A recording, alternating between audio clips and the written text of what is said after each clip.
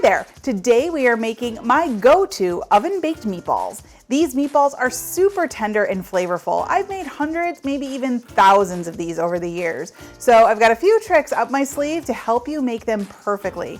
I'm Christina from It Is a Keeper, and I share tried and true recipes that anyone can make, like these oven baked meatballs. I'm going to show you how to make them perfectly every single time.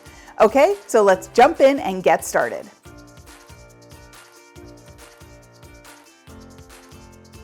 Okay, so the first thing we need to do to make our oven baked meatballs is to make a panade, and that's basically just a mixture of breadcrumbs and milk. We want to hydrate these breadcrumbs, so I just have some seasoned breadcrumbs here. Didn't make them from home, store-bought. And I pour my milk in there, and I'm just gonna use my fingers. This recipe uses your hands, so don't be afraid to get in there. I'm just mixing it up to try to hydrate as much of the breadcrumb as possible. To our mixing bowl, we are going to add our meat. And here I have a blend of beef, veal, and pork. And I like to use that mixture because I feel like it gives the perfect texture for the meatballs. So if you can't find beef, veal, and pork, sometimes you can find them together in a package. The butcher will package them together, but if you can't find all three components, you can just use beef and veal. You could just use beef and pork. You could just use beef. It's up to you, whatever you find. But I like the mixture of all three, so whenever I can get all three, I use them. So first trick in these meatballs is we're going to grate the onion that goes in. And here's why. I like when the onion, I love the flavor of onion, but I like when it just kind of melts into the meatball. I don't want to bite into my meatball and have a big piece of onion coming back at me. So unless you can mince them really, really fine, I prefer the grating method.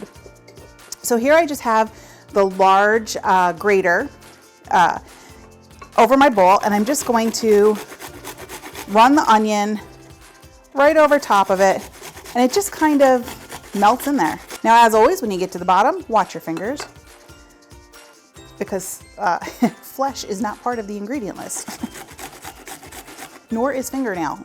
So I actually like to stop before I get right to the very bottom, just so we don't end up with that situation. Here's another little piece. I'm just gonna run that over.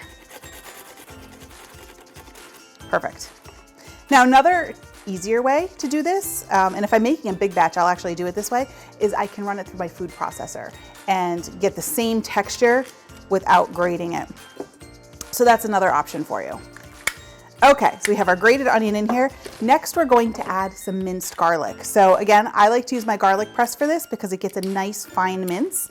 And guys, I love this garlic press. This is my favorite one because A, it goes in the dishwasher. Not all of them do. And B, I'll show you in a sec why I love it. So there's one clove.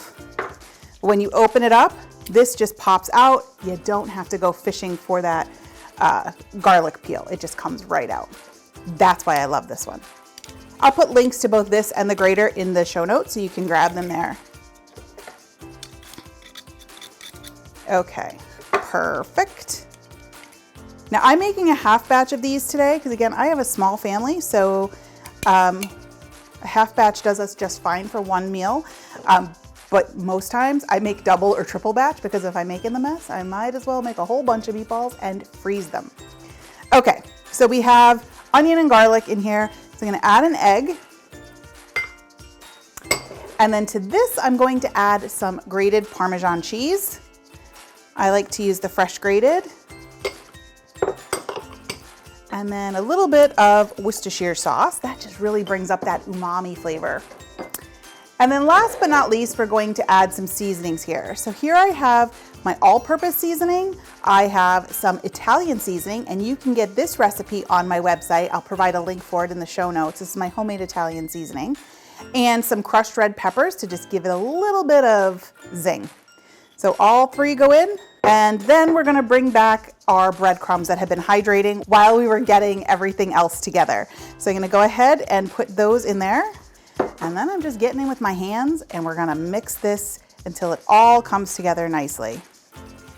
I like to use my hands for this over a mixture because this way I know I'm not going to overmix the meat. If you overmix it, it will get tough, and nobody wants a tough meatball. We want nice, tender, pillowy meatballs. So I'm just using my fingers. I'm not trying to be too rough with it. And I'm kind of breaking up the breadcrumb mixture as I go. I can feel that with my fingers. That's the other good part about using your hands in this recipe, is you can feel the texture and you know when you're where you need to be. So like I said, I'm kind of breaking up that bread mixture as I go, because nobody wants to bite into a chunk of breading either. Okay, this is looking good. Okay, I'm going to clean up my hands and bring out my baking sheet. So here I have a foil lined baking sheet. This is how I like to do them. And I have the nonstick foil. If you don't have nonstick foil, just give a nonstick coating of nonstick spray to regular foil and you're fine. And then I like to use my trusty cookie scoop for this. So it's really like an all-purpose scoop, my meatball scoop, a cookie scoop, because that way I'm sure I'm gonna get the same size meatballs every time. So I just scoop and roll. And we'll just repeat this process until our mixture is all used up. And you don't have to worry about spreading these out too far on the sheet because meatballs don't spread, so you can keep them nice and close. You don't want to pack them in too tight because then they'll steam, but you do want to give a little bit of space around them. And again, we don't want to overly handle them because we don't want that meat to toughen up. So halfway through my meatball rolling process, I decided I needed a larger tray. So I switched it out. Guys, you know me, I always have the wrong size bowl. I always have the wrong size baking sheet. So these meatballs we're doing in the oven, but you can also do them in an air fryer. You can do them in a frying pan. You can par cook, this is how I like to do it. I like to par cook them in the oven just to get a little bit of crispiness on them. And then if I'm making sauce, I just drop them right in there and let them cook the rest of the way in the sauce. I find that that gives a really tender meatball. So it's up to you, very flexible. That's the great thing about meatballs. And this is a good all-purpose recipe. You can enjoy them plain as they are, or you can add them to other things, to other recipes. So like I said, I always make a ton of them and then keep them in the freezer because they're great for sandwiches, spaghetti, whatever you're having that requires a meatball, or just eat them like they are. No judgment here, guys. Okay, so our meatballs are all rolled. We're going to pop these in the oven, bake them, and when they're done, you'll see how beautiful they turn out. Okay, so these just came out of the oven. They're still a little hot. I let them cool for a little bit, but I'm gonna go in for a bite. But you see how they just cooked up beautifully. They have a nice little crust on them. Ooh, hot, hot. But they are perfectly tender inside.